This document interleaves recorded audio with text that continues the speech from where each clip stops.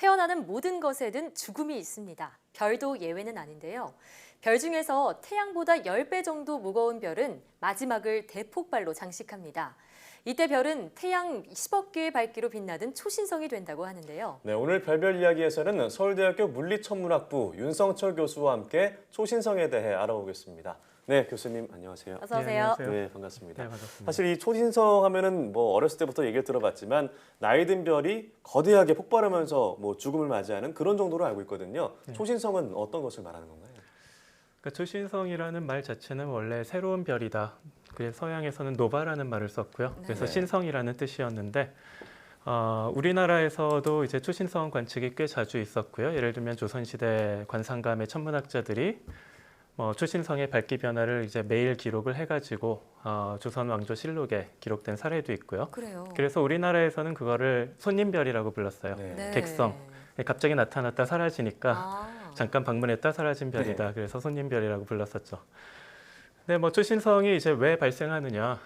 사실 초신성이라는 거는 어떤 별이, 모든 별은 아니지만 특정한 별이 죽어가면서 그때 많은 에너지가 죽어가는 순간에 응집되면서 폭발할 때 발생하는 현상인데요. 네. 밝기는 태양의 억배 혹은 아주 밝은 경우에는 수천억 배까지 예. 네. 굉장히 밝게 빛나기도 합니다.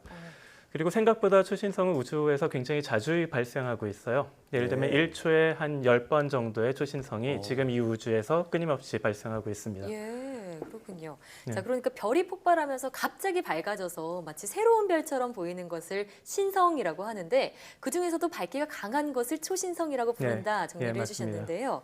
근데 질량이 매우 큰 별이 폭발하면 중성자 별이나 블랙홀이 된다고 알고 있거든요. 여기에 대해서 좀 더 자세히 설명을 좀 덧붙여 주시죠. 별이 진화하는 과정에서 수많은 핵융합 반응을 겪는데요. 네. 그중에서 그 중심부에서는 수소가 헬륨으로, 헬륨이 탄소, 산소, 황, 규소 이런 식으로 핵융합 반응을 통해서 만들어지다가 맨 마지막에 철로 구성이 된 핵이 만들어져요. 예. 예. 근데 이제 철로 구성된 핵은 중력과 그 속의 전자들이 만들어내는 압력과 서로 평형을 이루고 있는데요. 네. 이 철의 질량이 태양 질량의 한 1.4배 정도 되면 소위 말하는 찬드라세카 한계 질량이라는 수준에 도달하게 되고요. 네. 네. 그거는 뭐냐 하면 전자 압력으로 버티는 질량이 이 한계 질량을 넘으면 더 이상 압력이 중력을 이기지 못하고 붕괴한다라는 한계 질량을 얘기를 해요. 네. 그래서 인도의 천문학자였던 찬드라세카가 발견해서 찬드라세카 한계 질량이라고 하고요. 그렇군요. 이런 한계 질량을 넘게 되면 이제 철핵이 붕괴하기 시작을 하고 밀도와 온도가 워낙 높다 보니까 철이 다 양성자와 전자와 중성자로 다 분해가 되기 시작을 하고요. 예. 다시 양성자하고 전자가 결합을 하면서 밀도가 높다 보니까 서로 결합을 해서 중성자가 만들어지고 그 중성자가 반경 10km라는 굉장히 작은 공간 안에 응축이 되면서 만들어지는 별. 네. 그거를 이제 중성자 별이라고 해요. 그게 중성자 별이군요. 네. 근데 중성자 별의 밀도는 상당히 높습니다. 그러니까 물방울 크기 하나에 피아노가 한 1억 개 정도 들어갈 정도의 네, 엄청난 예. 밀도인데요. 예. 그러니까 원자핵의 밀도와 같이 높은 예. 밀도를 갖고 있는 고밀도 별이고요. 근데 중성자 별은 중력과 중성자가 만들어내는 압력이 서로 평형을 이루고 있는 상태에 있는데 네. 이 중성자 별에도 한계 질량이 있어요. 예. 그래서 태양 질량의 한 2배 정도 된다. 그러면 중성자는 더 이상 중력을 이기지 못하고 네. 이제 완전히 블랙홀로 중력 붕괴하기 시작을 합니다. 그 단계가 블랙홀이군요. 네, 블랙홀로 맞습니다. 만들어진다는 말씀이실 거군요. 네. 네, 초신성이 폭발로 인해서 중성자별이 되거나 네. 그리고 블랙홀이 되거나 이렇게 말씀하셨는데 그럼 초신성이 폭발하고 난 그 잔해들은 어떻게 되는 건가요? 초신성이 폭발하고 난 뒤에 중심부에는 중성자별, 대부분은 중성자별이 이제 남아 있고요. 예. 중성자별 위에 바깥에 있었던 물질들은 다 우주 공간으로 퍼져나가기 시작을 합니다. 예.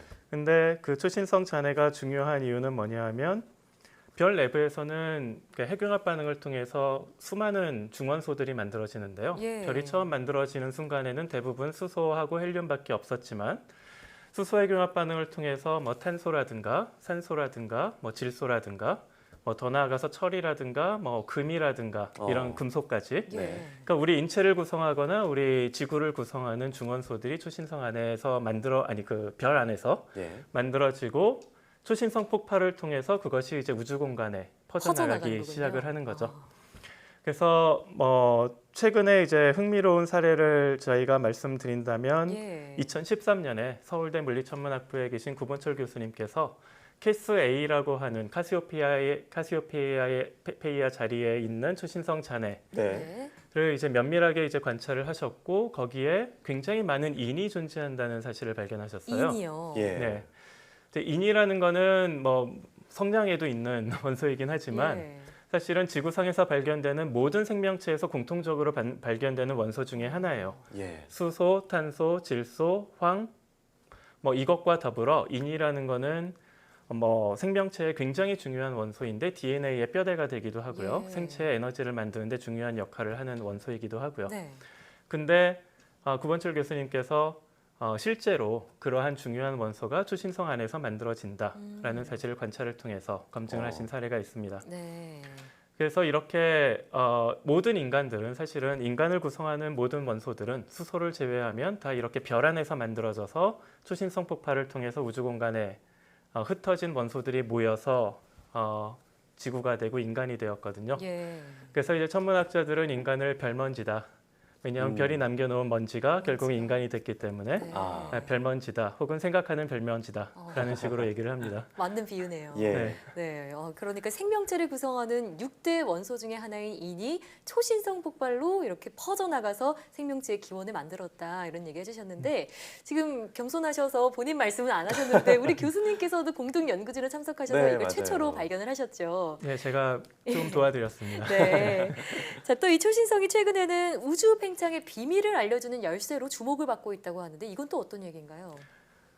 우주 팽창하는 과정을 알기 위해서는 우주가 얼마나 빠른 속도로 우리에게서 멀어지고 있는지를 측정할 필요가 있어요. 예. 네. 그런데 멀어지면 멀어질수록 더 빨리 빠른 속도로 팽창을 하고 있는데 그 과정을 정확하게 분석을 해야 우주가 어떤 식으로 팽창을 하고 있다. 예. 그리고 우주를 구성하는 물질이 뭐 암흑 물질이라든가 암흑 에너지라든가 그런 것들이 어떤 방식으로 존재하고 있는지도 그런 팽창 속도를 보면서 알 수가 있는데 네.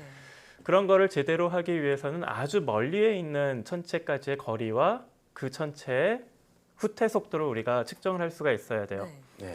근데 멀리 있다는 얘기는 그 천체가 우리 눈엔 잘 안 보인다는 얘기잖아요. 예. 네. 근데 초신성은 아까도 말씀드렸듯이 태양의 뭐 억배에서 수천억 배까지 밝으니까 아주 멀리에 있는 초신성도 현대의 망원경으로는 비교적 쉽게 관찰을 할 수가 있는 거죠. 네.